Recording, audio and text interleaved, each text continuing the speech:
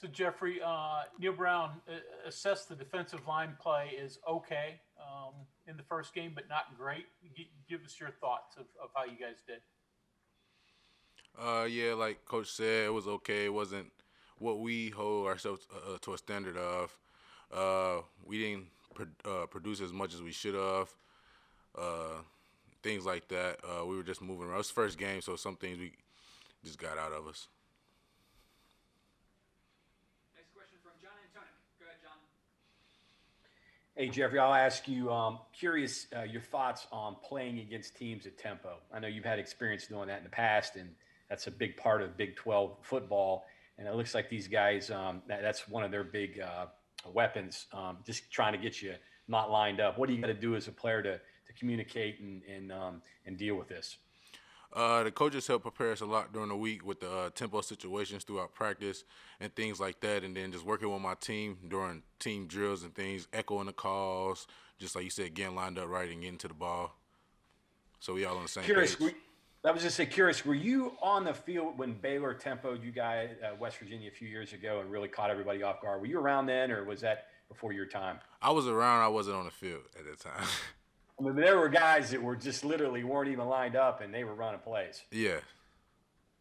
Yeah. Next question is from Sean Manning. Go ahead, Sean.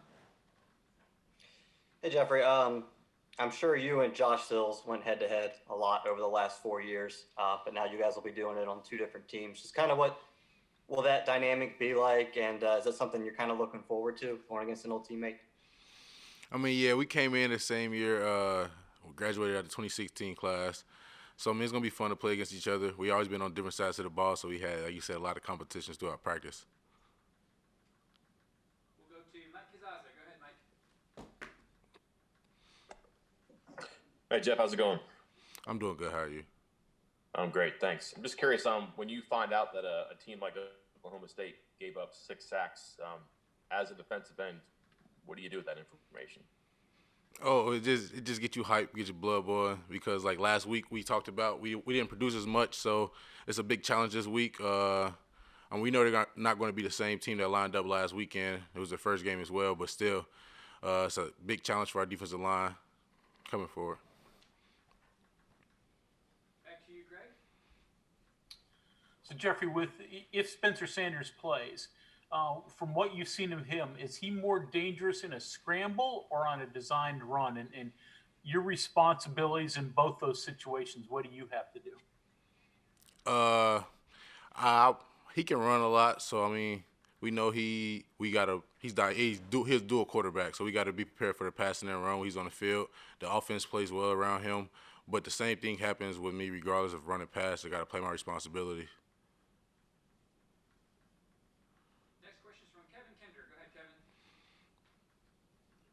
Jeffrey, it was mentioned by one of the coaches back in fall camp that you had changed your body a lot and that had an impact on the way you were playing. What did you do specifically over the summer to do that? And what's the difference for you? You know, how does that make you feel? You know, how does it affect your play? Throughout the summer, like even though like we weren't here a lot with the team, we still had a lot of Zoom meetings and around with our staff and just talking a lot with our nutritionists. And like I already lost a lot of weight past seasons and all. It was transforming my body into more muscle, and it just helped me move better and play better. Next, we'll go to Nick. Go ahead, Nick. Hey, Jeffrey, thanks so much for taking the question.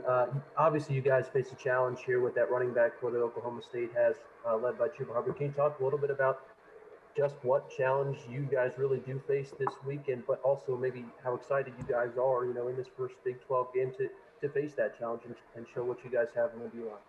Thank you.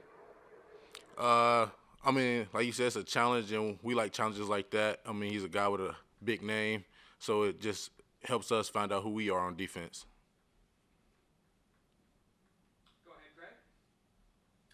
So Jeffrey, it's been 10 months since you guys played in a game in front of fans. Even though it's on the road, does that add an excitement level? How odd was it not playing in front of fans in the first game, and how much do you look forward to it this coming week? Like you said, it's been a long time, so yeah, we're hyped about that. We didn't have a lot of fans, but we had our family, so it was a little to look forward to last week. But yeah, having more around is going to be more of a college football atmosphere. Go ahead, John.